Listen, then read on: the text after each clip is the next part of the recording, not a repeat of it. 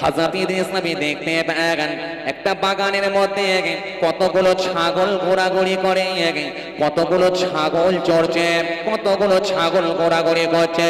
হযরতে আগত মেহমান বললেন, ও আল্লাহর নবী ইদ্রিস নবী, আপনি একবার হুকুম দেন, আপনি একবার অনুমতি দেন। যদি আপনি অনুমতি দেন, এই বাগানের ভেতর থেকে একটা ছাগলকে আমি ধরে নিয়ে আসবো, এখনই জবাহ করে দেব, জবাহ করে রান্না করে কষে ভালো করে রান্না করে দুজনই পেট ভরে খাবো, দুজনের খোদা জ্বালা যন্ত্রণা নিবারণ করব।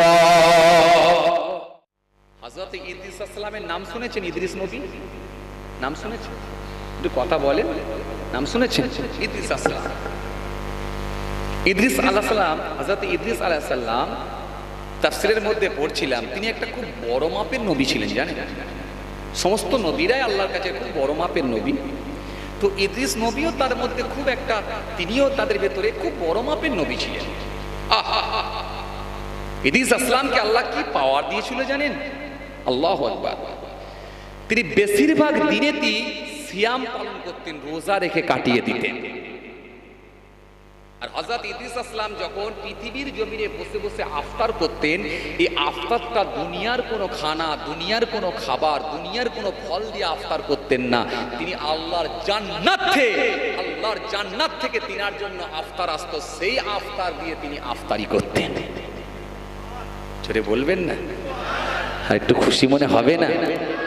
জান্নাতের খাবার দিয়ে তিনি আফতার করতেন। হযরত ইদ্রিস আসলাম খুব বড় মাপের নবী ছিলেন। আল্লাহু আকবার। হযরত ইদ্রিস আসলাম আসন্ন মাগরিব এমত অবস্থায় বসে বসে জিকির করছেন। এমত অবস্থায় দেখা যায়, তাফসীরের মধ্যে এসেছে, তাফসীর থেকে বলছি, কথা বুঝতে পারছেন? তাফসীর থেকে বলছি। কোরআনে কারীম কিছু কম বেশি প্রায় 25টা নবীর কথা আল্লাহ কোরআনের মধ্যে ঘোষণা দিয়েছেন। মুসা নবীর কথা পাবেন, ঈসা নবীর কথা পাবেন, দাউদ নবীর কথা পাবেন, সুলাইমান নবীর কথা পাবেন, ইউসুফ নবীর কথা পাবেন, ইদ্রিস নবীর কথা পাবেন, সুলাইমান আসলামের কথা পাবেন, দাউদ আসলামের কথা পাবেন। এইভাবে 25টা নবীর কথা আল্লাহ কোরআনের মধ্যে ঘোষণা দিয়েছেন। হযরত ইদ্রিস আসলাম আফতার করবেন, এমত অবস্থায় দেখা যায় একজন আগত মেহমানের আগমন ঘটল, দূর থেকে আগত মেহমান। এই মেহমান যখন হযরত ইদ্রিস আসলামের কাছে এসে হাজির হলেন, হযরত ইদ্রিস আসলাম তাকে বসার জন্য আহ্বান করলেন, বসো বসো। আগত মেহমান বসে বললেন। ইদ্রিস আসলাম বললেন, ভাই আপনি আমার সঙ্গে, ঠিক আফতারের যখন সময় হলো, ইদ্রিস আসলাম আফতার করতে লাগলেন, বলেন ভাই আপনি আমার সঙ্গে খান। এই আগত মেহমান বলল, হুজুর আমি খাবো না কিছু। তিনি না খেয়ে বসে রইলেন। ইদ্রিস আসলাম টুকটুক টুকটুক করে খেতে লাগলেন। কথা বুঝছো? শুনছো? কথা বুঝছো? যে খেতে লাগলেন। ইদ্রিস আসলাম যখন আফতার হয়ে গেল, অবশিষ্ট আফতার যেগুলো বেঁচে গেল, এক্সেস হয়ে গেল, বেঁচে গেল, এই আফতারটা পুনরায় আবার আল্লাহর জান্নাতে ফিরে চলে গেল। জোরে বলবেন না? ফিরে চলে যাচ্ছে জান্নাতে। একমাত্র ইদ্রিস নবীর জন্য আসে, আবার আল্লাহ জান্নাতে ফিরে চলে যায়, জান্নাতে ফিরে চলে গেল। আগত মেহমান খেলেন না, ইদ্রিস আসলাম খেলেন। খুব সংক্ষেপে বলছি, ভালো করে শোনেন, কত বড় মাপের নবী ছিলেন। সেই ইদ্রিস আসলাম রাতে ওই আগত মেহমান বললেন, হুজুর বিয়াদবি নেবেন না, আমি আপনার দরবারে থাকতে চাই। হুজুর বললেন, কোনো সমস্যা নেই, তুমি আমার হুজরার মধ্যে অবস্থান করো, হুজরার মধ্যে থাকো। হুজরার মধ্যে থাকার জন্য হুজুর বলে দিলেন। আগত মেহমান থাকলেন, রাতে হুজুর কিছু খাবারের ব্যবস্থা করলেন। আগত মেহমান বলে, হুজুর আমি কিছু খাবো না। খেলেন না, রাত্রেও খেলেন না, সন্ধ্যায় খেলেন না, রাত্রেও খেলেন না। পরদিন সকালে হযরত ইদ্রিস আসলাম কিছু খাবার নিয়ে এলেন, নিয়ে এসে বলে খান। আগত মেহমান বলে, হুজুর আমি কিছু খাবো না। পরদিন সকালেও তিনি কিছু খেলেন না। ইদ্রিস আসলাম অবাক হলেন, গতকালকে সন্ধ্যায় খেলেন না, রাত্রে খেলেন না, আজকে সকালে খেলেন না, কি ব্যাপার? লোকটি ভোকা অবস্থায় থাকে, ব্যাপারটা কি? আগত মেহমান বলছে, হুজুর বেয়াদবি নেবেন না, একটা কথা বলবো। বলে, কি বলুন? বলে, আপনি যদি অনুমতি দিতেন তাহলে একটু সফরে বেরোতাম, একটু ভ্রমণে বেরোতাম। কেন কোরআন ঘোষণা দিয়েছে, কুল সিরু ফিল আরদি সুম্মা নজুরু কাইফা কানা আকিবাতুল মুকাজ্জিবিন। মাঝে মাঝে তোমরা আল্লাহর নিদর্শনগুলো দেখো, সাহের ঘোরো।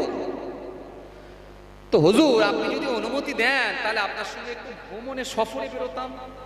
আগত মেহমান বলছেন হুজুর একটু সফরে বেরোতাম। আল্লাহ নবী ইদ্রিস নবী বলেন চলো তাহলে যাই, ঘুরে আসি, চলো। সফরে বেরোলেন, আল্লাহ নিদর্শনগুলো দেখবেন বলে বেরোলেন। কথা বুঝছেন? ও ভাই যায়রা, জওয়ান জামাকেরা,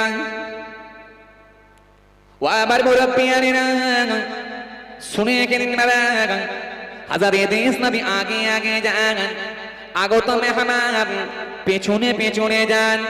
হযরত ইদ্রিস নবী আরো যান, আগে আগে যান, আগত মেহমান পেছনে পেছনে যান। হযরত ইদ্রিস নবী আরো যান, আরো যান, আরো যান। বেশ কিছু দূর যাওয়ার পরে একটা ক্ষেত দেখা গেল, জমি দেখা গেল। ওই জমিতে কিছু ফসল হয়েছে। আগত মেহমান বললেন হুজুর আপনি যদি অনুমতি দেন ওই জমি থেকে কিছু ফসল তুলে নিয়ে আসবো। নিয়েছেন হুজুর, আপনিও খাবেন আমিও খাবো, দুজনের ভোকা ক্ষুধাটা নিবারণ করব। হুজুর আপনি যদি অনুমতি দেন কিছুটা খাবার নিয়ে আসবো, নিয়ে এসে দুজনের ভোকাটা ক্ষুধাটাকে নিবারণ করবো। হুজুর আপনি যদি অনুমতি দেন তাহলে কিছু ফসল তুলে নিয়ে আসি, খাই, হুকুম দেন হুজুর। ও হে তরুণেরা, জওয়ানেরা, হে যুবকেরা, হে আমার মুরব্বিয়ানেরা, শুনে গেলেন জেনে গেলেন না। হযরত ইদ্রিস নবী বলেছিলেন হে আগত মেহমান শুনে রেখে দাও, জেনে রেখে দাও, গতকালকে তোমাকে আমি সন্ধ্যার সময় খেতে বললাম, তুমি খেলে না। রাত্রি বললাম খেতে, তুমি খেলে না। আজকে সকালে তোমাকে খেতে বললাম, তুমি খেলে না। এখন অন্য জনের জমি থেকে তুমি ফসল তুলে নিজে খাবে আর আমাকে দেবে, এটা আমি ইদ্রিস কখনো মেনে নিতে পারি না। তুমি খেতে পারো খাও, আমি ইদ্রিস কিন্তু হারাম খাদ্য খেতে পারবো না। হারামের নিয়ে ওয়াজ করছিলাম না, জবা নিয়ে, ওই জন্য মনে পড়ে গেল। কথা বুঝতে পারছি? আমি ইদ্রিস খেতে পারবো না, তুমি খাবে খাও, আমি খাবো না। কে বলছে? হযরত ইদ্রিস আসলাম, ইদ্রিস নবী। আগত মেহমান চুপ করে গেলেন, গিয়ে বলেন হুজুর ঠিক আছে বাদ দিন হুজুর, ছাড়ুন ছাড়ুন হুজুর, চলুন চলুন চলুন চলুন চলুন হুজুর, কোনো কথা বলতে না, বাদ দিন হুজুর, চলুন চলুন। আগত মেহমান যাচ্ছেন, হযরত ইদ্রিস নবী আগে আগে আগে আগে বেশ কিছু দূর গেছেন, বেশ কিছু দূর গেছেন, বেশ কিছু দূর গেছেন। ও ও যুবকেরা, হে আমার মুরব্বিয়ানেরা, বাবারা শুনে গেলেন জেনে গেলেন না। হযরত ইদ্রিস নবী আরো আগে আগে গেলেন, আগত মেহমান পেছনে পেছনে গেলেন, আরো কিছু দূর গেলেন, আরো কিছু দূর গেলেন, আরো কিছু দূর গেলেন। বেশ কিছু দূর যাওয়ার পরে হযরত ইদ্রিস নবী দেখতে পেলেন একটা বাগানের মধ্যে কতগুলো ছাগল ঘোরাঘুরি করে, কতগুলো ছাগল চড়ছে, কতগুলো ছাগল ঘোরাঘুরি করছে। হযরত আগত মেহমান বললেন ও আল্লাহর নবী ইদ্রিস নবী, আপনি একবার হুকুম দেন, আপনি একবার অনুমতি দেন।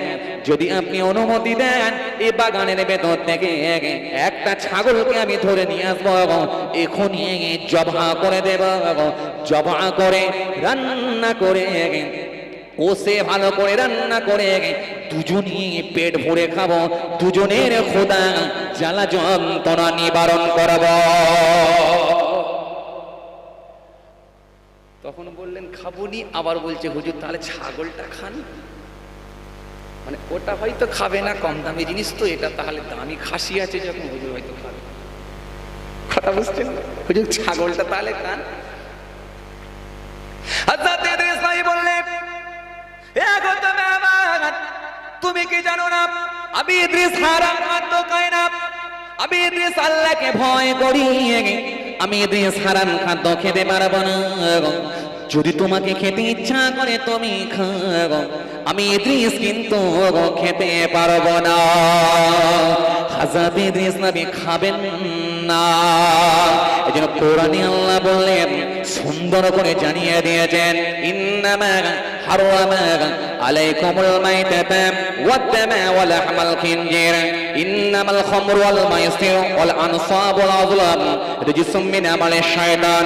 কোরআনে আল্লাহ পর ঘোষণা দিয়েছেন, ইয়া আইয়ুহাল্লাযীনা আমানু লা তুহারিমু তাইয়্যিবাত মা হারাল্লাহু লাকুম ওয়া লা তা'তাদু ইন্নাল্লাহা লা ইউহিব্বুল মু'তাদিন। কোরআনে আল্লাহ সুন্দর করে ঘোষণা দিয়েছেন, ইয়া আইয়ুহাল্লাযীনা আমানু কুলু মিন তাইয়্যিবাতি মা রাযাকনাকুম। কোরআনে আল্লাহ পর ঘোষণা দিয়েছেন, হারাম খাদ্য তোমরা কখনোই খাবে না।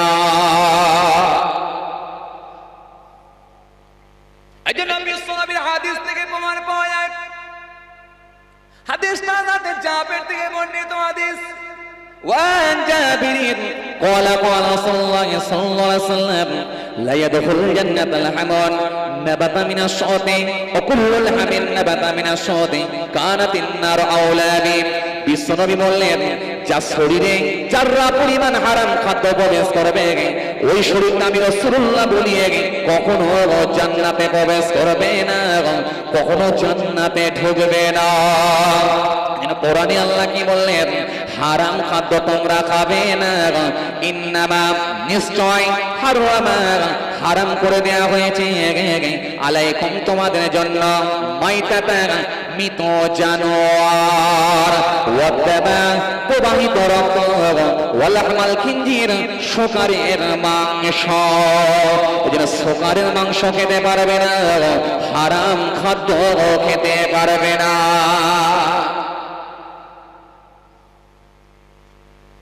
একদিন খ্রিস্টান ধর্মযাজক, খ্রিস্টানদের ধর্মগুরু পাদ্রী সাহেব, খ্রিস্টান ধর্মগুরু খ্রিস্টান যাজককে জিজ্ঞাসা করা হলো, স্যার এক্সকিউজ মি, দয়া করে শুনবেন স্যার, স্যার মুসলমানরা শুকর খায় না কেন?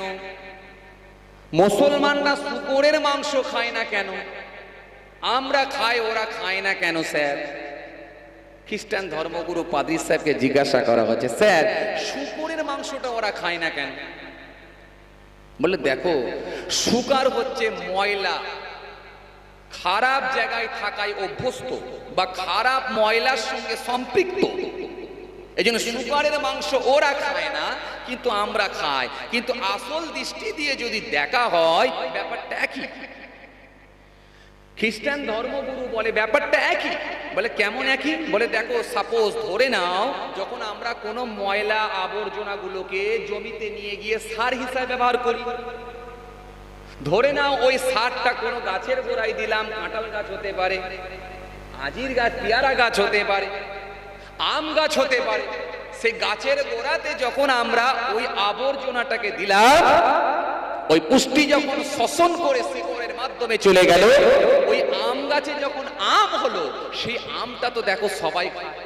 সে মুসলমানও খায়, হিন্দুও খায়, খ্রিস্টানও খায়, আদিবাসীও খায়, সবাই খায়, মতুয়াও খায়, সবাই খায় সেই আম। অথচ শুকরটা তারা খায় না, আমরা খাই। আসলে ব্যাপারটা কোনো ব্যাপারই না, খাওয়াটা ইজি ব্যাপার। মাথায় লোকের ঢুকে গেল, কথাটা তো খারাপ বলেনি।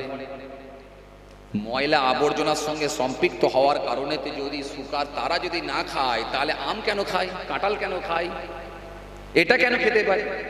কথাটা তো ঠিকই বলেছে, মাথায় লেগে গেল। কথা বুঝতে আসলে আপনার বোঝা দরকার ছিল, এই ময়লা আবর্জনার জন্যই শুধু শেষ নয়, গ্রন্থ আপনাকে বলেছে, গাইড আপনাকে বলেছে, ধর্মীয় গ্রন্থ আপনাকে বলেছে, আল্লাহর কোরআন বলছে তুমি খবরদার খেও না। যদি আপনি এবারে দেখেন, আসলে আপনাকে বুঝতে হবে, আসলে আপনাকে বুঝতে হবে মানুষ আর উদ্ভিদ দুটো কিন্তু একই জীব নয়, দুটো ভিন্ন জীব, আলাদা জীব। মানুষ আর উদ্ভিদ দুটো একই জীব নয়, দুটো হলো ভিন্ন জীব, আলাদা জীব। যদি মনে করেন কারোর জন্য উপকার, কারোর জন্য ক্ষতি, এটাও কিন্তু হতে পারে। আপনি মনে করুন একই জীব, কেউ খায় কেউ খায় না, এটা কেমন করে হতে পারে? মনে করুন যদি কেউ ডায়াবেটিসের রোগী হয়, যদি কেউ সুগার থাকে তার জন্য চিনি চলে না। আসলে একটা সুস্থ মানুষ তার জন্য কিন্তু চিনি চলে, সে চিনি চা খায়, চিনি শরবত খায়, কিন্তু ডায়াবেটিস রোগী হলে সে কিন্তু চিনি খেতে পারবে না। সুস্থ মানুষ সে চিনি খেতে পারে, কিন্তু অসুস্থ লোক চিনি খেতে পারবে না। তাহলে এখন এই সুগার একজন খায় আর একজন খায় না, ব্যাপারটা বলে কেউ খেতেও পারে কেউ নাও খেতে পারে, সেটা তার ব্যক্তিগত ব্যাপার। বলে ব্যক্তিগত বললে তো হবে না, তখন আপনি বলছেন আপনার কোরআন মানা করেছে তাই খাই তাই খাই। এবার আপনাকে বলতে হবে ভাই তাহলে দেখুন ধর্মগ্রন্থ আপনাকে বারণ করেছে বলে তাহলে আপনি খান না। এবার তাহলে আপনাকে হিসাব করতে হবে। কোরআনে আল্লাহ সূরা ইমরানের মধ্যে বললেন খাবে না শুকরের মাংস, সূরা আযাবের মধ্যে বললেন খাবে না শুকরের মাংস, সূরা নিসার মধ্যে বললেন খাবে না তোমরা শুকরের মাংস। যদি আপনি এবারে গাইড দেখেন, যদি বুক দেখেন, খ্রিস্টানদের যদি ধর্মগ্রন্থগুলো আপনি যদি দেখেন, অল টেস্টামেন্ট নিউ টেস্টামেন্ট এগুলো যদি আপনি ফলো করেন, ওল্ড টেস্টামেন্ট এগুলো প্রায় 34টা ভাগ রয়েছে, এর মধ্যে যদি আপনি ফলো করেন আপনি দেখতে পাবেন অবাক হয়ে যাবেন। বুক অফ লেভিটিকাস খুলবেন, সেখানে দেখতে পাবেন বুক অফ ডেটিনিয়ান বলবেন, সেখানে পেয়ে যাবেন বুক অফ আইজিয়া দেখবেন, সেখানে পেয়ে যাবেন যেখানে বলা হয়েছে তোমরা শুকরের মাংস খাবে না। কথা বুঝে যাচ্ছে তো? আমার বকা বেকার হয়ে যাচ্ছে না তো? যা কথা বুঝতে পারছি, কেন মাঝে মাঝে যা তাকাচ্ছেন আকাশের দিকে আমার তো ভয় লেগে যাচ্ছে যে বকা বেকার হয়ে যাচ্ছে না তো? আমি এদিক ওদিক করে এত কায়দা কারণ করে বলবো আর লাস্ট হুজুর কিচ্ছু বুঝতে পারলো না, সব বেকার হয়ে যাবে। তার থেকে যদি বলেন না হুজুর গল্প বলতে, তাহলে গল্পই ফিরে যাবো। কথা বুঝতে পারছি, এমন একটা ধরবো ব্যাস যে ঝঁ করে উড়ে এলো, কোথায় গেল নদীর এপারে না ওপারে সে আর বলবো না, ওটা অমুক জায়গায় যে শুনবি। কথা বুঝছেন যে স্যার যার জন্য মেরেছেন সে আবার কথা কয় না কেন বলেন? হ্যাঁ দেখা দিয়েছে, মনে আছে তো? হ্যাঁ সমস্যা হয়ে যায় ভাই, সমস্যা হয়ে যায়, যেটা ভালো করে বুঝতে হবে ভাই কি বুঝাতে চাইছি। এখন বুক অফ লেভিটিকাস অধ্যায় নম্বর 11 অনুচ্ছেদ নাম্বার 7 যেখানে বলা হয়েছে তোমরা শুকরের মাংস খেও না, পরনারী দেহে তোমরা স্পর্শ করো না। বুক অফ ডেটিনিয়াস যেখানে বলা হয়েছে অধ্যায় নম্বর 14 অনুচ্ছেদ নাম্বার হলো 2 থেকে 5 যেখানে বলা হলো শুকরের রক্ত বিভক্ত, এটা বিভক্ত নয়, এটা তোমরা খাও না, খাবে না। বুক অফ আইজিয়া যেখানে বলা হলো শুকরের মাংস খাবে না, অধ্যায় নাম্বার 65 অনুচ্ছেদ আপনি খুলবেন, অনুচ্ছেদ পাবেন 7 যেখানে বলা হলো শুকরের মাংস তোমরা খাবে না, এটা তোমাদের জন্য উপকার নয়, এটা তোমাদের জন্য অপকার। এখনো মনে করুন কেউ এসে বলল ভাইজান আমি কোরআন মানি না, কোন নাস্তিক বলতে পারে আমি কোরআন মানি না, কেউ বলতে পারে আমি বাইবেলও মানি না, ধর্মীয় গ্রন্থগুলো আমি মানি না, আমি শুকর খাবো কি হ্যাঁ কি না? এখন কোরআন যদি না মানেন, বাইবেল যদি না মানেন, গীতা যদি না মানেন, পৃথিবীর ধর্মগ্রন্থগুলো যদি আপনি না মানেন, তাহলে আপনাকে বিজ্ঞান সায়েন্সে চলে আসতে হবে। এবারে আপনাকে দেখতে হবে বিজ্ঞান সায়েন্সে যদি আপনি এবারে এসে দেখেন আপনার জন্য খাওয়া উপকার না অপকার, সেটা আপনাকে মিলিয়ে দেখতে হবে। আজকের বিজ্ঞান বলে, আজকের স্বাস্থ্য বিজ্ঞান বলে তোমরা শুকরের মাংস খেও না। কন্টিনিউ যদি কেউ শুকরের মাংস খায়, কিছু কম বেশি প্রায় তার 68 থেকে 70টার মতো রোগ হবে। 1 নাম্বার হলো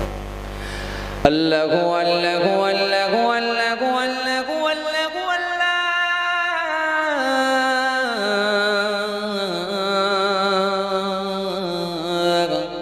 আল্লাহু আল্লাহ আল্লাহু আল্লাহ আল্লাহু আল্লাহ ইন্নাতিয়ার রিহাস সাবাদ ইয়াউমাল ইলাদ আরদিল হারাম بلغ سلامي روزة بلغ سلامي روزة فيها النبي المحترم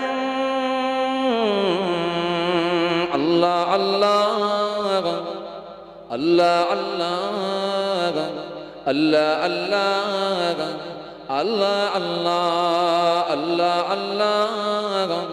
الله الله الله سبحان الله الله الله الله الله الله الله الله الله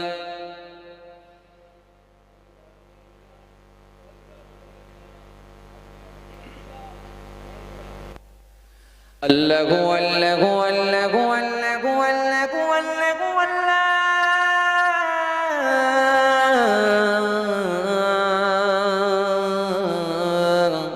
الله الله الله الله الله الله بلغ العلا بكماله كسبت جاه بجماله حسنت جميع خصاله صلوا عليه وآله الله الله الله الله الله الله سبحان الله لا إله إلا الله لا إله إلا الله لا إله إلا الله محمد رسول الله صلى الله عليه وسلم মাশাআল্লাহ। যেখানে ছিলাম, কোন জায়গায় ছিলাম যেন?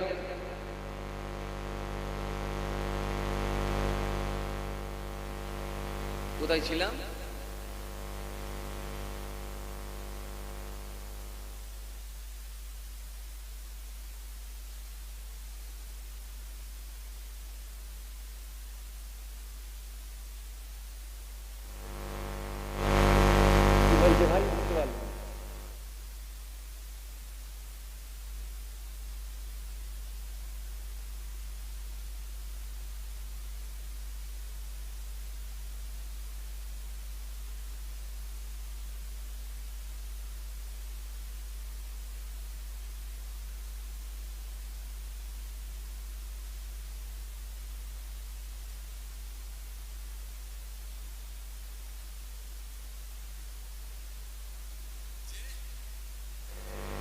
বুঝতে পারছেন? অত্যাচারে সীমা ছাড়িয়ে গেছে যখন আমার রব রেগে গিয়ে করোনা দিলেন তখন আমার রব রেগে গিয়ে করোনা দিলেন তখন। একটা জামি গাছিলে পরে কি করবো? করোনা নিয়ে পড়ি কি গো, না লকডাউন নিয়ে পড়ি। হ্যাঁ, জামিন গাছিলে তো আগে পড়েছি, আর কি করবো পরে? যে তোমরা ভেবেছিলে পৃথিবীটা মোদের, যাকে ইচ্ছা তাকে মারব, কথা হবে কিসের? রব বললেন ওরে না, এটা আর হবে না। রব বললেন ওরে না, এটা আর হবে না। করোনা দিলাম আমি, কাউকে আর ছাড়বো না। করোনা দিলাম আমি, কাউকে আর ছাড়বো না। করোনা দিলাম আমি, কাউকে আর ছাড়বো না। করোনা দিলাম আমি, কাউকে আর ছাড়বো না। আল্লাহুম্মা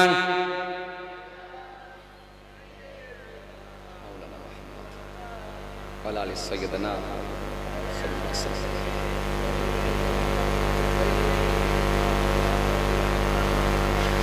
যাই দি ঘুমিয়ে তো এসে যাচ্ছে না, যে ঘুমিয়ে গেলে কাজ হয়, ঘুমোচ্ছে তো কি কথা বলে না, বলছে এখনো না, ঘড়ি কটা বেজেছে জানেন? কোটা পার হয়ে গেছে, কোটা কোটা কোটা পর্যন্ত, যা পর্যন্ত কথা ছিল পার করে দিয়েছে আধ ঘন্টা বেশি। কথা বুঝছেন? তাহলে আর দিয়ে লাভ নেই। যে এই পৃথিবীর মাটিতে কত জুলুম চলছে, এই পৃথিবীর মাটিতে কত জুলুম চলছে, মবলিং চিং এর নাম করে নিরীহ মানুষ মারছে। তোমরা কি ভেবেছ মবলিং চিং চলছে?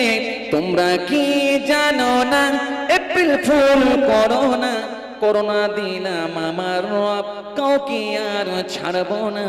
করোনা দিলাম আমি, কাউকে আর ছাড়ব না। করোনা দিলাম আমি, কাউকে আর ছাড়ব না। করোনা দিলাম আমি, কাউকে আর ছাড়ব না। আল্লাহুম্মা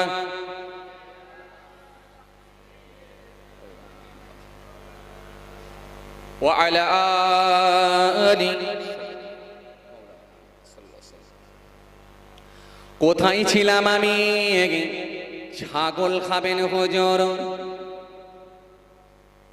এবারে বলছে ছাগল ছাগল, ছাগল নিয়ে এসে এত দূর চলে এলাম। পাটা ধরেছিলাম, এই পাটা ধরেছিলাম, খাসি ধরেছিলাম, এই শুকর ধরেছিলাম, তাই না? শুকর ধরেছিলাম, খিঞ্জির, ফিতা কিরিমি, গোড়া কিরিমি, কেঁচো কিরিমি, 70টার মতো রোগ হবে। আজকে আমেরিকা, পাশ্চাত্য দেশ আমেরিকায় সব থেকে বেশি এই রোগে আক্রান্ত। 50% লোক আজকে এই রোগে আক্রান্ত হয়ে পড়েছে, কারণ শুকরের মাংস বেশি খায়। এই জন্য আজকের বিজ্ঞান বলে, স্বাস্থ্য বিজ্ঞান বলে, শুকরের মাংস তোমরা খেও না। কেঁচো কিরিমি হবে, ফিতা কিরিমি হবে। ফিতা কিরিমি হলে তোমাদের লিভারটা ড্যামেজ করে দেবে, লিভারটা খারাপ করে দেবে, ভেতরটা খেয়ে নেবে। এ তরুণিয়া নওজোয়ানেরা, যুবকেরা, আবার মুরব্বিয়ানেরা, শরীরকে দিন না। তাহলে কোরআন বলল হারাম, খেও না। বাইবেল বলল খেও না, বিজ্ঞান বলে, সায়েন্স বলে খেও না। আল্লাহ বলছেন শোন শোন, তোদের বিজ্ঞান আজকে বলে খেও না, আমি আল্লাহ 1500 বছর আগে বলেছি আমার বান্দারা খেও না। ইসলাম যেগুলো আপনার জন্য ক্ষতিকারক সেগুলোকে ইসলাম বাধা দিয়েছে, আপত্তি করেছে, খবরদার করবি না। কথা বুঝতে পারছেন? এই জন্য ইসলাম সব আপনাকে শিখিয়ে দিয়েছে। হে তরুণেরা, জওয়ানেরা, হে যুবকেরা, আমার মুরব্বিয়ানেরা, শুনে রেখে দিন না। যে কথা আমি আপনাদের বোঝাতে চাইছিলাম, হযরত ইদ্রিস নবী বলেছিলেন, ও আগত মেহমান, ছাগল আমি খাবো না। আপনি যদি খাবেন তো খান, আমি ইদ্রিস কিন্তু হারাম খাদ্য খাবো না। হারাম খাদ্য কি আল্লাহ দরবারে আমি ইদ্রিস গ্রেফতার হতে পারবো না।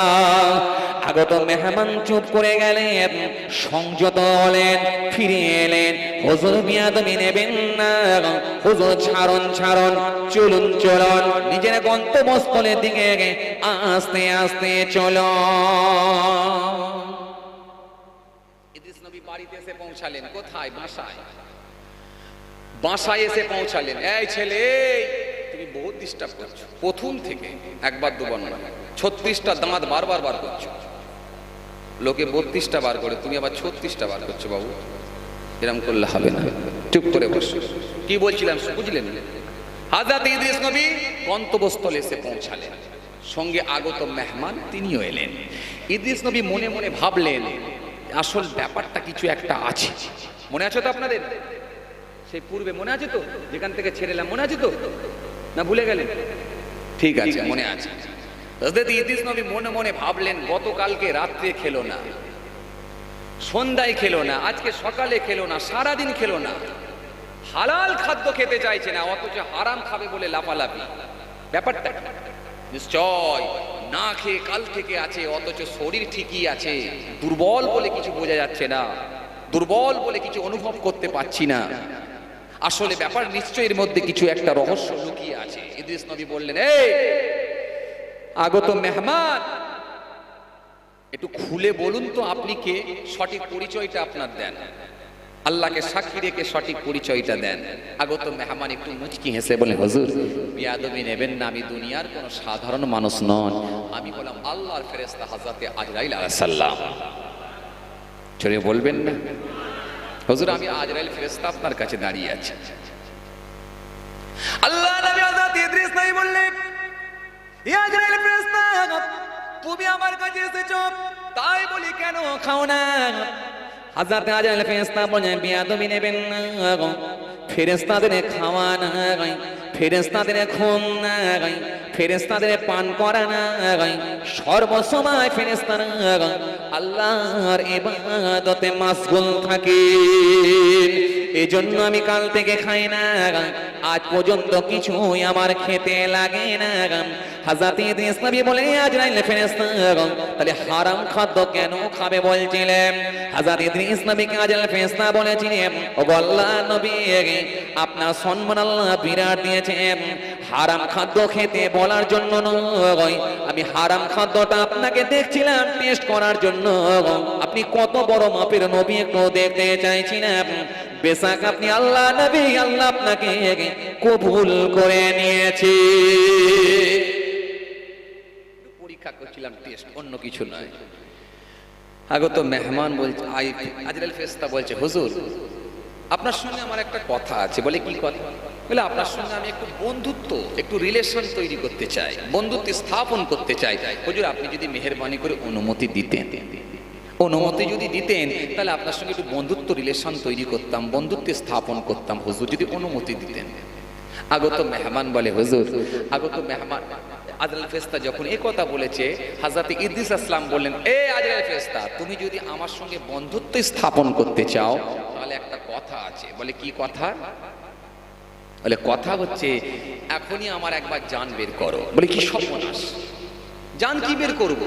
বলে হ্যাঁ, একবার আমার জানটা বের করতে হবে। বলে আরে পৃথিবীতে সবাই বাঁচতে চায়, কেউ মরতে চায়? কথা বলে, কেউ মরতে চায়? মরতে চায় না।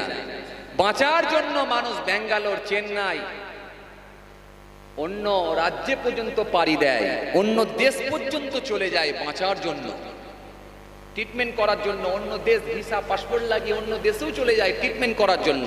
বাঁচতে চাই মানুষ, আর আপনি মরতে চাইছেন, ব্যাপারটা কি? বলছে দেখো, আমি মরতে চাইছি মানে আমার জানটা যদি একবার তুমি বের করতে, আমি দেখতাম মওতের কষ্টটা কেমন, নিজে একবার অনুভব করতাম। আর মওতের কষ্টটা যদি বুঝতে পারতাম তাহলে আমার প্রভুর কাছে আমি আল্লাহর কাছে যেভাবে আমি ইবাদত করছি, জিকির করছি, আল্লাহকে রাজি করছি, তার থেকে ইবাদতটা আমি আরো মাপকাঠিটা বাড়িয়ে দিতাম, ইবাদতটা আরো বাড়িয়ে দিতাম, মওতের কষ্টটা যদি বুঝতে পারতাম। আজরাইল ফেরেশতা বলে, হুজুর সবই বুঝলাম, কিন্তু আল্লাহ পাকের হুকুম হয়নি আপনার, আমি জান কি করে বের করি? বলে আরে হয়নি তো কি হয়েছে, একবার হুকুম নিয়ে নাও, কেন্দ্রের সঙ্গে একবার যোগাযোগ করো, কেন্দ্রের সঙ্গে যোগাযোগ করলেই তো হবে। কথা বলে যে রাজ্যের কোনো ক্ষমতা আছে, কেন্দ্রের সঙ্গে ক্ষমতা, একটু কেন্দ্রের সঙ্গে ফোনে যোগাযোগ করে নিলেই তো হয়ে যাবে। আরে কেন্দ্রকে বলো না একটু যোগাযোগ করো, আল্লাহর সঙ্গে একটু যোগাযোগ করো, করে বলো কি হচ্ছে, বলো, বললেই হবে, একটু কথা বলো না। বলে দাঁড়ান তাহলে আমি একবার কথা বলি। বলে হ্যাঁ। ও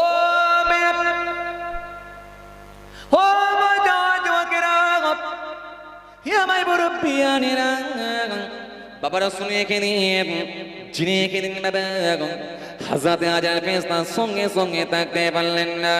আমার আল্লাহ তার বারে প্রার্থনা করলেন, রব্বুল আলামিন আল্লাহ পাক আপনার নবী হযরত ইদ্রিস নবী এখনই একবার জানখানা বের করতে বলছেন।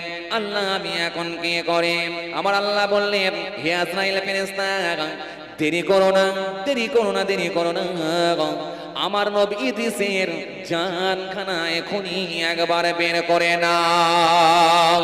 হযরত ইদ্রিস নবীর হুকুম যখন পাওয়া গেল, হযরত আজরাইল ফেরেশতা বললেন, ওগো আল্লাহর নবী, ইদ্রিস নবী অনুমতি নিয়ে নিয়েছি, হুকুম পেয়ে গেছি, এবারে যদি আপনি অনুমতি দেন তাহলে আপনার জানটা বের করতে পারি। হযরত ইদ্রিস নবী বিছানায় লম্বা হয়ে শুয়ে পড়লেন, চোখখানা বন্ধ করে নিলেন, বন্ধ করে নিয়ে বললেন, হে আজরাইল ফেরেশতা, তুমি এবারে আমার জানখানা বের করতে পারো।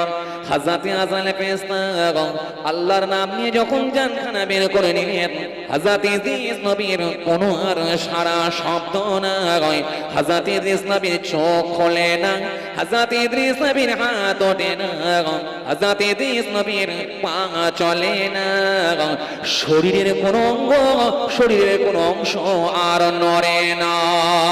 হযরত ইদ্রিস নবী পড়ে আছেন, লম্বা হয়ে শুয়ে আছেন, কোনো খবর নাই। ইদ্রিস নবী লম্বা হয়ে শুয়ে আছেন, মৃত্যু হয়ে গেছে, ইন্তেকাল হয়ে গেছেন, পড়ে আছেন লম্বা হয়ে, আর দাঁড়াতে পারেননি, কথা বলতে পারেননি, পড়ে আছেন লম্বা হয়ে।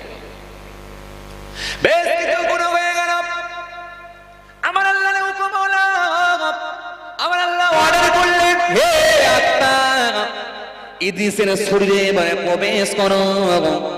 আত্মা গিয়ে যখন হযরত ইদ্রিস নবীর শরীরের মধ্যে প্রবেশ করলাম, হযরত ইদ্রিস নবী নড়তে লাগলেন, হযরত ইদ্রিস নবী নড়তে লাগলেন, হযরত ইদ্রিস নবী চোখখানা আস্তে আস্তে আস্তে আস্তে খুলতে লাগলেন, হযরত ইদ্রিস নবী হাত রাখতে লাগলেন, হযরত ইদ্রিস নবী পা নাড়াতে লাগলেন, আস্তে আস্তে আল্লাহর নাম নিয়ে উঠে বসে বললেন, আরো জোরে বলেন, আরো জোরে বলেন।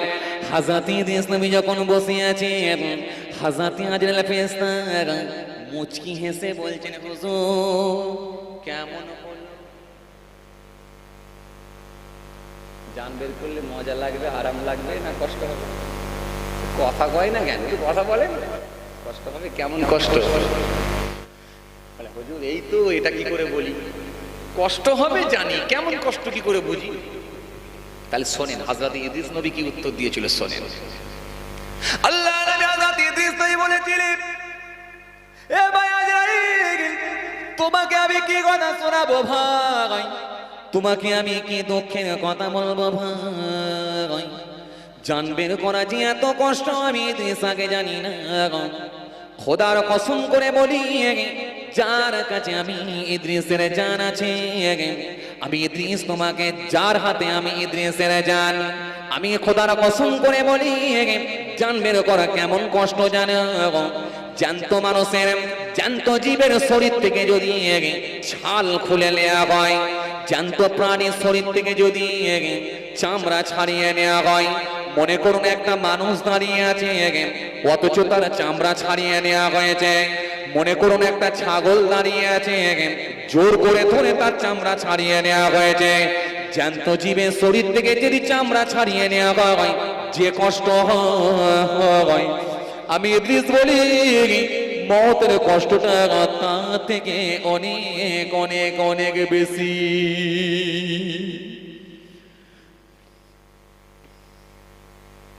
আল্লাহু আকবার। হযরত সিরকুদ আলিম রাসূলুল্লাহর জামাতা সিরকুদ আলিম যে আলী সম্পর্কে বিস্তারিত বলেছিলেন, আনা মাদিনাতুল ইলম ওয়া আলী বাবুহা, আমি হলাম বিদ্যার শহর, আমি হলাম ইলমের শহর। সেই শহরের দরজাগুলো হযরত আলিম সিরকুদ আলীকে জিজ্ঞাসা করা হলো, মৃত্যু কষ্টটা একবার খালি কেমন আপনি বলুন। সিরকুদ আলী বলেছিলেন, মৃত্যুর কষ্টের বর্ণনা কি দেব, তবে এতটা শোনো, শরীরে যদি কারো শরীরে যদি ধারালো তরোয়াল দিয়ে 1000 বার যদি আঘাত করা হয়, 1000 বার যদি তরোয়াল দিয়ে কোপানো হয়, তার থেকে মওতের কষ্টটা অনেক অনেক অনেক বেশি। ধারালো তরোয়াল দিয়ে যদি কাউকে কোপানো হয়, শরীরের কোনো অংশ থাকবে নাকি আমার জানা নাই। সিরকুদ আলী বলেন, তার থেকে মওতের কষ্টটা অনেক অনেক অনেক বেশি। ভাইরা আমার, দোস্তরা আমার, সেই মওতকে আমরা তুচ্ছ মনে করি, সেই মওতকে আমরা কোনো ব্যাপারই নয় মনে করি, এসেছি যেমন মরবো তেমন এরকম ভাবে মনে করে উড়িয়ে দিয়ে মনে রাখবেন, যে মরেছে সে বুঝেছে, যে মরবে না সে এখনো বুঝতে পারবে না। চলুন, যে কথা আপনাদের সামনে বলছিলাম, হযরত ইদ্রিস নবী সেই সময় বলেছিলেন, হযরত ইদ্রিস নবী বলেছিলেন, সেই সময় বলেছিলেন, জ্যান্ত মানুষের শরীর থেকে চাল ছাড়িয়ে নিলে যে কষ্ট হয় তার থেকে মওতের কষ্টটা অনেক অনেক বেশি। হযরত ইদ্রিস নবীকে আজরাইল ফেরেশতা বলেছিলেন, হুজুর বিয়াদবি নেবেন না, এবারে কি আপনার সঙ্গে আমার বন্ধুত্ব, আপনার সঙ্গে কি আমার রিলেশন বন্ধুত্ব এবারে কি তৈরি হতে পারে, বন্ধুত্ব স্থাপন করতে এবারে পারি? হযরত ইদ্রিস নবী বললেন, আর একটা শর্ত আছে, বন্ধুত্ব তোমার সঙ্গে করব, তবে আল্লাহর জাহান্নামটা নিজে চোখে একবার খালি দেখব। কথা বুঝছে? এবার একবার জাহান্নামটা আমার দেখতে ইচ্ছা লেগেছে।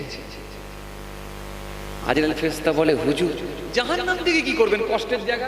বলে, আরে কষ্টের জায়গা দেখলে তবে তো ইবাদত বাড়াতে পারবো। মওত যেমন হয়েছে বুঝতে পেরেছি, ইবাদত বাড়িয়ে দেবো। এবার জাহান্নামটা দেখবো, এবার আরো ইবাদত বাড়াবো। বলে, হুজুর আর যেতে হবে না। বলে, আরে একবার নিয়ে চলো না, যদি নিয়ে যাও তাহলে তোমার সঙ্গে আমার বন্ধুত্ব সম্পর্ক হতে পারে। বলে, হুজুর নিয়ে যাবো আপনাকে? বলে, হ্যাঁ একবার নিয়ে চলো না। বলে, দাঁড়ান তাহলে আল্লাহর সঙ্গে একটু পারমিশন নিই। পারমিশন নেওয়া হলো, যাও আমার নবীকে একবার জাহান্নামটা দেখিয়ে দাও, যাও যাও দেখিয়ে দাও। হো আমার বড় প্যারেরা সুরেগের নিখিল বাবা হযরত ইদ্রিস নবী আগিয়ে যেতে লাগলেন।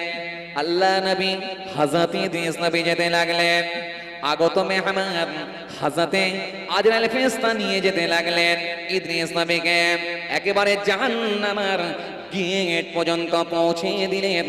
হুজুর আপনি এবারে জাহান্নামটা নিজে ঘুরে আসুন। হযরত ইদ্রিস নবী জাহান্নামের ভেতরে গেলেন, ভেতরে প্রবেশ করলেন, গেট দিয়ে ভেতরে প্রবেশ করলেন। ভেতরে গিয়ে জাহান্নামের শাস্তি, জাহান্নামের আওয়াজ, জাহান্নামের কঠিন গজব হযরত ইদ্রিস নবী নিজে চোখে দেখে নিলেন। নিজে চোখে দেখে আল্লাহ দরবারে দরখাস্ত করতে করতে আবার তিনি ফিরে এলেন। হযরত ইদ্রিস নবী বললেন, ভাই আজরাইল, আমার মৃত্যু হলো, জাহান্নাম দেখা হলো, একবার বড় ইচ্ছা লেগেছে আল্লাহর জান্নাত খানা একবার দেখা। এবার একবার জান্নাতটা দেখা। বলে, রে জান্নাত হুজুর দেখা যাবে না? বলে, কেন? আরে জান্নাত হুজুর মানুষ মারা গেলে কিয়ামতে উঠবে, হাসর বিচার পুলসিরাত অনেক কিছু হবে, তারপরে জান্নাত যাবে হুজুর, এখন জান্নাত দেখানো যাবে না। বলে, আরে আল্লাহর দরবার থেকে স্পেশাল পারমিশন নিয়ে তো সব হচ্ছে, স্পেশাল পারমিশন নিলে কি হয় না, একবার দেখাও না, অসুবিধা কি আছে? বলে, হুজুর এটা আমি পারবো না। বলে, তোমাকে পারতেই হবে, না হলে তোমার সঙ্গে আমার বন্ধুত্ব সম্পর্ক হবে না, একবার দেখাতেই হবে। বলে, কি বিপদে পড়েছি? বলে, আরে দরখাস্ত করো না আল্লাহর দরবারে, ফোন করো, কেন্দ্রে ফোন করো। দেখো কি বলছে, দেখো কথা বুঝতে। হযরত ইদ্রিস নবী কথা শুনে আজরাইল ফেরেশতা বলে, আল্লাহ কি করব আল্লাহ, ফের তোমার নবী ঝোঁক ধরেছে জান্নাত দেখবে। আল্লাহ বলে, আরে ডিস্টার্ব করছো কেন, যা বলছে করো না। জোরে বলবেন না সুবহানাল্লাহ? যাও না, যা বলছে আমার নবী করো না। জান্নাত দেখাবো? বলে, দেখাও। বলে, ঠিক আছে হুজুর, তাহলে আল্লাহ ঠিক আছে, তাহলে জান্নাতটা দেখাই। বলে, নিয়ে যাও। ও এ তরুণেরা, এ যুবকেরা, আমার মুরব্বিয়ানিরা, শুনে গেলেন না, জেনে গেলেন না। হযরত ইদ্রিস নবী জান্নাতের গেটের সামনে গেলেন। হযরত ইদ্রিস নবী আজরাইল ফেরেশতা বললেন, হুজুর আপনি আমাকে কথা দেন, ওয়াদা দেন, কথা দেন, জান্নাতের ভেতরে যদি আপনি যান, হুজুর আপনি কি আবার বেরিয়ে আসবেন?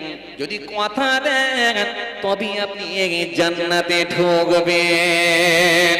হযরত ইদ্রিস নবী বলেছিলেন, হে আল্লাহর ফেরেশতা, হে আজরাইল ফেরেশতা, তোমাকে আমি কথা দিলাম, জান্নাতের ভেতরে গিয়ে আবার ফিরে আসব। আরো জোরে বলেন, আরো জোরে বলেন। হযরত আজরাইল ফেরেশতা জান্নাতের গেটের সামনে দাঁড়িয়ে আছেন। হযরত ইদ্রিস নবী নিজের জুতোখানা খরমটা জান্নাতের গেটের বাইরে খুলে রেখে দিলেন। খালি পায়ে আল্লাহর জান্নাতখানা দেখার উদ্দেশ্যে আল্লাহর নাম নিয়ে রওনা হয়ে গেলেন। জান্নাতের ভিতরে ঢুকলেন, বাংলো দেখতে পেলেন, একটা করে সোনার ইট, একটা করে রূপার ইট, একটা করে সোনার ইট, একটা করে রূপার ইট। দুধের থেকে বেশি সাদা, মধুর থেকে বেশি মিষ্টি, মধুর থেকে বেশি মিষ্টি, দুধের থেকে বেশি সাদা। হাউজে কাউসারের পানীয় দেখতে পেলেন। আল্লাহর জান্নাতে গেলেন, ময়দার থেকে বেশি সাদা জান্নাতের মাটিটা হুজুর দেখতে পেলেন। জান্নাত দেখে, আরামের দেখা দেখে হুজুর বিস্মিত হলেন, অবাক হয়ে গেলেন। আল্লাহ, তোমার জান্নাত আমার প্রাণ জুড়িয়ে দেয়, জান্নাত থেকে আর বেরোতে ভালো লাগে না। হযরত ইদ্রিস নবী ছুটে বাইরে এলেন, বাইরে এসে জুতোটা নিয়ে আবার জান্নাতের ভেতরে ঢুকে গেলেন। আরো জোরে বলেন, আরো জোরে বলেন, আরো জোরে বলেন। হযরত আজরাইল ফেরেশতা দাঁড়িয়ে আছেন। আল্লাহ নবী হযরত ইদ্রিস নবী জান্নাতের ভেতরে গিয়ে হাত দেখিয়ে বলেন, আজরাইল দাঁড়িও না, দাঁড়িও না, দাঁড়িও না, দাঁড়ালে আর কোনো কাজ হবে না। আমি ইদ্রিসা জান্নাত থেকে এখন আর কোনো দিন বেরোবো না। আরো জোরে বলেন, আরো জোরে বলেন। হযরত আজরাইল অবাক হয়ে গেলেন। ওগো ইদ্রিস নবী, আপনি তো আমাকে কথা দিয়েছিলেন, ওয়াদা দিয়েছিলেন বেরিয়ে আসব। আল্লাহ নবী হযরত ইদ্রিস নবী বললেন, যা কথা দিয়েছি সব কথাই তোমার সঙ্গে আমি রেখেছি। আরো জোরে বলেন, আরো জোরে বলেন। কি বলছো, কথা রাখিনি? হুজুর আপনি বললেন জান্নাতে যাব, বেরিয়ে চলে আসবো, বলে এই বেরোইনি আমি। কথা বুঝেন না, জুতো নিতে বেরিয়েছিলাম তো, বেরোইনি আমি। বলে হুজুর কি হলো হুজুর, তো সর্বনাশ হয়ে যাবে, আমি ধরা খেয়ে যাবো। এই কিছু ধরা যাবে না হুজুর, আপনি বললেন হুজুর চলে আসবো, আর বেরোতে চাইছেন না হুজুর, এটা কি ঠিক হচ্ছে হুজুর? আল্লাহ নবী ইদ্রিস নবী বললেন, আজরাইল সত্যি করে বলো, মানুষকে যদি জান্নাতে যেতে হয় সর্বপ্রথম তার মৃত্যু হয়। সত্যি করে বলো, আমি আজরাইল ফেরেশতা, সত্যি করে বলো, আমি ইদ্রিসের কি মত হয় না? কথা হয় না কেন? হয়েছিল। আমি ইদ্রিসের মত হয়েছে। জান্নাতি মানুষগুলোকে একবার জাহান্নাম দেখানো হবে। সত্যি করে বলো, আমি ইদ্রিস কি জাহান্নাম দেখি না? দেখে নিয়েছি। জান্নাতি মানুষগুলোকে যখন জান্নাতে দেওয়া হবে তার আগে একবার জাহান্নাম দেখানো হবে। আমি ইদ্রিস জাহান্নামও দেখে নিয়েছি। তোমাকে কথা দিয়েছিলাম বাইরে আসবো, বাইরেও এসেছি। খরম নিয়েছি, জুতো নিয়েছি, এসেছিলাম, কথা দিয়েছিলাম বলে এসেছিলাম। এবারে আমি আমার নিজে ইচ্ছায় ঢুকে পড়েছি। যা করার তুমি করগে যাও, আর আমি এখান থেকে বেরোবো না। আরো জোরে বলেন, আরো জোরে বলেন। হযরত আজরাইল ফেরেশতা অবাক, বিস্মিত হলেন, অবাক হয়ে গেলেন, হতভম্ব হলেন। এখন আমি কি করি আল্লাহ? আল্লাহ দরবারে দরখাস্ত, রব্বুল আলামিন আল্লাহ তোমার ইদ্রিস তো আর বেরোতে চায় না, এখন আমি কি করি আল্লাহ? আল্লাহ বলে, হে আজরাইল চিন্তা নাই, ফিরে এসো, ফিরে এসো, ফিরে এসো। আমার ইদ্রিসকে আমি আল্লাহ কবুল করেছিলাম, এটা ইদ্রিসের জন্য লেখা ছিল। আমার ইদ্রিস জান্নাতে ঢুকেছে ঠিকই আছে, তাকে আর ডিস্টার্ব করো না, বেরোবার জন্য অনুরোধ করো না। সেই ইদ্রিস নবী জান্নাতে ঢুকে গেলেন। এখন ইদ্রিস নবী হঠাৎ জান্নাতে চলে গেছেন। ইদ্রিস নবীর বংশধর আলাউলাদরা যারা হায়াতে ছিল ঝরঝর করে কাঁপতে লেগে গেছে। বাপ কোথায় গেল, বাপ কোথায় গেল, বাপ কোথায় গেল, বাপ কোথায় গেল, বাপ নাই হঠাৎ কোথায় চলে গেছে, কাঁপতে লেগেছে। ইবলিস শয়তান একদিন মানুষের চেহারা, বিরাট সুন্দর চেহারা নিয়ে এসে হাজির হলো। এই কাঁদছো কেন? বলে আমার আব্বা কোথায় গায়েব হয়ে গেছে তাই কাঁদছি। বলে তোমার আব্বা জান্নাতে চলে গেছে। জান্নাতে? বলে হ্যাঁ। বলে তুমি কে? বলে আমি তোমার আব্বারই একজন খাস একজন উম্মত। তোমার আব্বার খাস আমি উম্মত। তোমার আব্বা আমাকে বলেছিল জান্নাতে যাব, তাই তিনি জান্নাতে চলে গেছে। বলে উপায়? বলে উপায় হচ্ছে একটা আমাকে স্ট্যাচু দিয়ে গেছে, তোমার আব্বার মূর্তি। বলে মূর্তি দিয়ে গেছে? বলে হ্যাঁ। বলে কি করতে হবে? বলে ওটাই তো, কি কাজ আছে আমি বলে দিচ্ছি শোনো। যাক, এবারে কি কাজ? ও আল্লাহ, ঘড়ির কাঁটায় একটা আর দুগুনি ভাই, কি কাজ আছে পরে দেওয়া যাবে। এখন কথা বুঝতে পারছি যে হাত দিয়ে লাভ নাই ভাই, আমার অনেক সময় দিয়েছেন, হবে না করে প্রায় 3 ঘন্টা। কথা বুঝতে পারছি। যাই হোক, মাশাআল্লাহ খুব ভালো লেগেছে, ধৈর্যের পরিচয় দিয়েছেন আল্লাহ করে। কারোর চোখে ঘুম আছে নাকি? মাশাআল্লাহ, তাকবীর লাগান একবার, নাও তাকবীর। মাশাআল্লাহ, সাউন্ড বেড়ে গেল মনে হচ্ছে না? বলে হুজুর, এ ভাঙরের লোকেরা এরকমই, রাত যত হবে গরম তত হবে। বুলেট গাড়ি বুঝেন? বুলেট গাড়ি, হ্যাঁ, যত ছোটে তত ইঞ্জিনে হিট হবে, তত গাড়ি দৌড়াবে। বুঝতে পারছেন? ভাঙরের লোক এরকমই, সন্ধ্যার দিকে ঝিমিয়ে থাকে, রাত 1টা 2টো 3টে 4টে চালান, দেখবেন আরো এরা গরম হবে, দেখবেন ঘুম ছাড়বে না। মানে আর একবার লাগান না দিবে সিলসিলা মুজাদ্দিদ জামাত দাদা পীরের হক সিলসিলা না দিবে। যাই হোক, অনেক সময় আল্লাহ করে আপনারা দিয়েছেন, আল্লাহ কবুল করেন, আল্লাহ কবুল করেন। মাশাআল্লাহ মাশাআল্লাহ। টিকে ডিজিটাল সাউন্ড ভাই ফোন করছে, কি বলছে ভাইজান দেখি? এই তো মাশাআল্লাহ, ঘন্টা মেরে দিয়েছি তো, যে এক্সট্রা 1 ঘন্টা দিয়ে দিয়েছি। যে অনেক হয়ে গেছে মাশাআল্লাহ। বাবাজি আমার ভাইরা, বিদায় নিলাম 1 ঘন্টা মাশাআল্লাহ। হবে না করে অনেক সময় দিয়েছেন, আল্লাহ কবুল করে। আমার জন্য দোয়া রাখবেন। তাবারুক কিছু হয়েছে নাকি? রেডি করে ফেলেন মাশাআল্লাহ। কারোর চোখে ঘুম নাই, আল্লাহ কবুল করেন। আসুন ছোট্ট করে দাঁড়িয়ে সালাম পাঠ করে বিদায় নেব। ইয়া নবী আল্লাহ।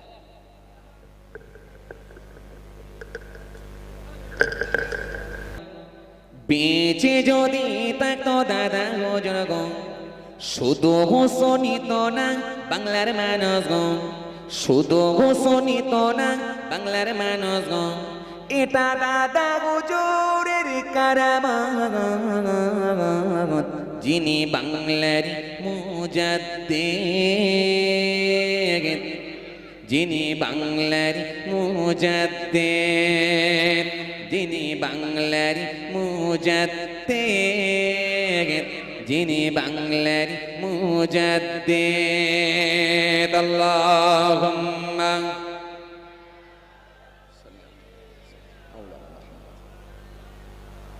ওয়া আলা আলি মাওলানা মুহাম্মদ সাল্লাল্লাহু আলাইহি ওয়াসাল্লাম।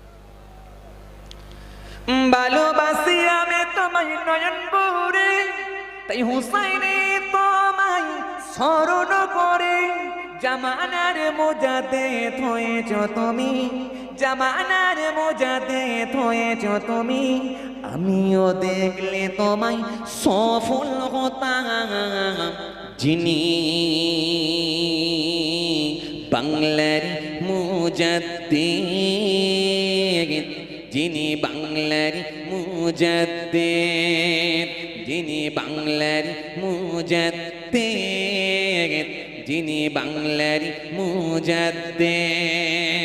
বেঁচে যদি থাকতো দাদা হুজুর গো, বেঁচে যদি থাকতো দাদা হুজুর গো, শুধু শোনিত না বাংলার মানুষ গো, এটা দাদা হুজুরের কারামত, যিনি বাংলার মুজাদ্দিদ, যিনি বাংলার মুজাদ্দিদ, যিনি বাংলার মুজাদ্দিদ, যিনি বাংলার মুজাদ্দিদ। আল্লাহুম্মা سيدنا مولانا محمد وعلى آل سيدنا সাল্লাল্লাহু আলাইহি ওয়াসাল্লাম। বিদায় নিলাম, আল্লাহ পাক নিয়ে এলে আবার কোনদিন আলোচনা হবে ইনশাআল্লাহ। আমার জন্য দোয়া রাখবেন, আমি আপনাদের জন্য দোয়া রাখি। আল্লাহ আমাদের সকলকে সিরাতুল মুস্তাকিমের পথের পথিক বানিয়ে দেন, জোরে এবং আল্লাহুম্মা আমিন। সকলে 5 ওয়াক্ত নামাজ পড়বেন, বছরে একটা মাস রমজান মাসে রোজা রাখবেন। কথা বুঝতে পারছেন? একে অপরের সঙ্গে মিলেমিশে বসবাস করবেন। ভ্রাতৃত্ব ভালোবাসা যে শিক্ষাটা রাসূল করিম সাল্লাল্লাহু আলাইহি ওয়াসাল্লাম দিয়ে গেছেন, সেই শিক্ষায় শিক্ষিত হয়ে আমাদের চলার পথটাকে ঠিক করতে হবে। কথা ঠিক কিনা? ভাইরা আমার, দোস্তরা আমার, বাবাজিরা আমার, আজকে একটা শ্রেণীর মানুষ তারা তৈরি হয়েছে, তাদের মধ্যে নাই সম্প্রীতি, তাদের মধ্যে নাই অন্ন, তাদের মধ্যে নাই স্বাস্থ্য, তাদের মধ্যে নাই চিকিৎসা, তাদের মধ্যে নাই সেবা, তাদের মধ্যে নাই ভালোবাসা, তাদের মধ্যে নাই সম্প্রীতি। তারা হিংসার বাতাবরণ তৈরি করে মানুষের মধ্যে আগুন জ্বালিয়ে দিয়ে 200 বছরের ব্রিটিশ সরকার যেটা পারেনি, 7 বছরের সরকার সেটা করে দেখাচ্ছে। আজকে আমরা কোথাও দেখতে পাচ্ছি আজকে কারোর হাত কেটে নেওয়া হচ্ছে। আজকে আপনি অবাক হয়ে যাবেন, মালদায় যেখানে আপনাদের জানা আছে, জি, একটা মায়ের তুল্য মহিলা তার স্তন পর্যন্ত কেটে নিল। এইরকম হিংসুক মানুষ, যেটা ইতিপূর্বে কোনোদিন আমরা ভাবতেই পারি না। অবাক হয়ে যাবেন। আজকের ঘটনা আপনাদের জানা আছে যে মালদার জমিন থেকে, ভাইরা মা, দোস্তরা আমার, কতগুলো চাকরিজীবী মানুষ তারা বিকাশ ভবনে আসছিলেন। তাদের ইন্টারনাল কিছু কাজ ছিল, এই বিকাশ ভবনে আসছিলেন। এই বিকাশ ভবনে আসতে তারা মালদা থেকে আসছিলেন। এই শিক্ষক মানুষ সার্ভিস করেন, কথা বুঝতে পারছেন, হায়ার এডুকেটেড মানুষ, না হলে তো শিক্ষক হওয়া যায় না, শিক্ষিত মানুষ। তারা বিকাশ ভবনে আসলেন তাদের কাজ মেটানোর জন্য। এই বিকাশ ভবনের পাশে তিনারা একটা ফ্ল্যাট, আপনার কি বলে, একটা লজে গিয়ে ওঠেন, রুম ভাড়া নেন। যথারীতি রুম তাদেরকে দেওয়াও হয়। এই রুমেতে তারা গিয়ে ফ্রেশ হন, গোসল টোসল করেন, জামা কাপড় ছাড়েন, ছেড়ে তারা টিফিন করতে যান। টিফিন করে এবারে বাইরে থেকে এসে রুমে উঠতে গেছে, হঠাৎ করে দেখা যায় রুম ম্যানেজার তাদেরকে এসে বলছে তারা আপনারা থাকতে পারবেন না, অন্য জায়গায় চলে যান, অন্য জায়গায় গিয়ে আপনারা রুম নেন, এখানে থাকতে পারবেন না। কারণ জিজ্ঞাসা করা হচ্ছে আপনারা মুসলমান বলে আপনাকে রুম ভাড়া দেওয়া হবে না। আজকে কোন জায়গায় এসে পৌঁছেছি আমরা, বুঝতে পারছেন? এই ভারতবর্ষের সংস্কৃতি, ভারতবর্ষের কালচার আজকে সব শেষ করে দেওয়া হচ্ছে। আজকে ইকোনমি আজকে কোন জায়গায় গিয়ে পৌঁছেছে, জিডিপি আজকে কোন জায়গায়? যেখানে মনমোহন সিং এর আমলে আপনাদের জানা আছে ট্রেন প্লাস ছিল, সেই জায়গায় আজকে নেমেছে কোথায়? সেই জায়গায় আজকে নেমেছে -23-24, সেই জায়গায় আজকে -23-24 রান করছে। এরপরেও অন্ধভক্তদের কোনো খবর নাই। যদি বলছে করোনা হাঁটাতে হবে, হাততালি মারো, তো হাততালি মারছে। যদি বলা হয় প্যান খুলে নাচো, তো প্যান খুলে নাচবে। কথা বুঝে আসছে? আসলে ব্যাপার অন্য কিছু নয়। গোবর মুখ খেয়ে এমন জায়গায় পৌঁছে গেছে মানুষ, ভাইরা মা, দোস্ত আমার, গো করোনা, গো করোনা, গো করোনা, হাততালি মারছে, গো করোনা, গো করোনা।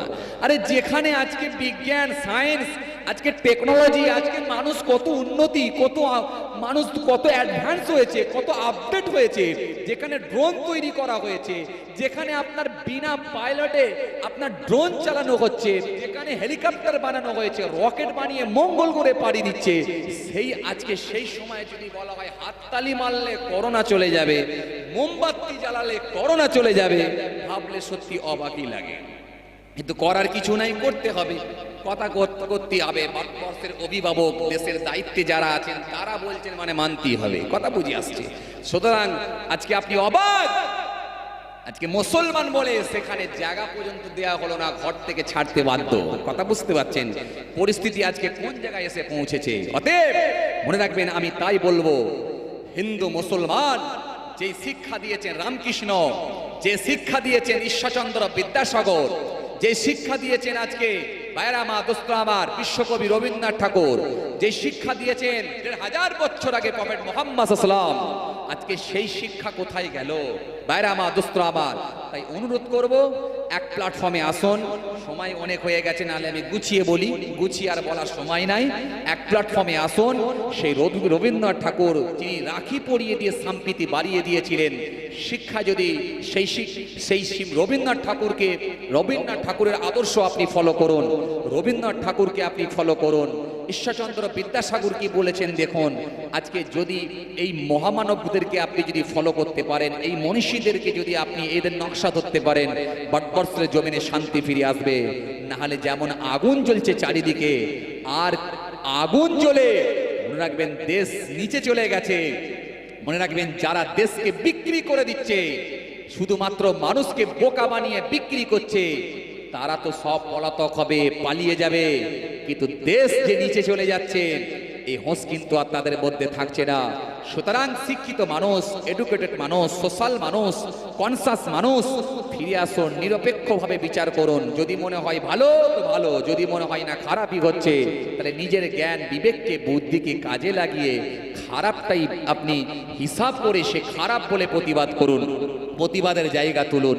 আসুন, যদি আমরা সকলে আপনার নিরপেক্ষভাবে এক প্ল্যাটফর্মে আসতে পারি, তাহলে আগামী দিনে একটা সুন্দর ভারতবর্ষ গড়ে তুলতে পারবো। না হলে মনে রাখবেন যে আজকে অশান্তির বাতাবরণ তৈরি হয়েছে, এ ভুলের মাসুল কিন্তু আগামী দিনে গুনতে হবে। যাই হোক, বিদায়। আজকে আর আমি সময় অতিবাহিত করতে চাইছি না, অনেক সময় আপনারা দিয়েছেন। সকলে আউযুবিল্লাহ বিসমিল্লাহর সঙ্গে সূরা ফাতিহা শরীফ, 3 বার সূরা ইখলাস, কুল আল্লাহ শরীফ তেলাওয়াত করুন। সকলের তরফ থেকে দোয়া করা হবে।